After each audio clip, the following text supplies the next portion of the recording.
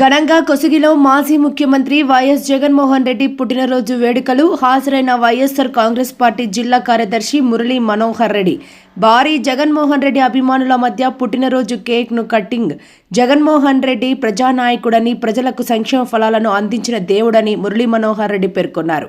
కర్నూలు జిల్లా కొసిగిలో ఆదివారం MLA Y Balanagi Reddy ఆదేశాల మేరకు ఆయన స్థానిక వైఎస్ఆర్ సర్కిల్లో వైఎస్ఆర్సీపీ నాయకులు, అభిమానుల మధ్య కేక్ కట్ చేసి వైఎస్ జగన్మోహన్ రెడ్డిది పుట్టినరోజు వేడుకలు జరుపుకున్నారు. అగసనూరు గ్రామంలో సర్పంచ్ ఉలిగయ్య, కురువ నగేష్ ఆధ్వర్యంలో జగన్మోహన్ రెడ్డి చిత్రపటానికి పూలమాలలు వేసి అభిమానుల మధ్య కేక్ కట్ చేశారు. అనంతరం పుట్టినరోజు సందర్భంగా భారీ బాణా సంచారం కాలుస్తూ సంబరాలు జరుపుకున్నారు.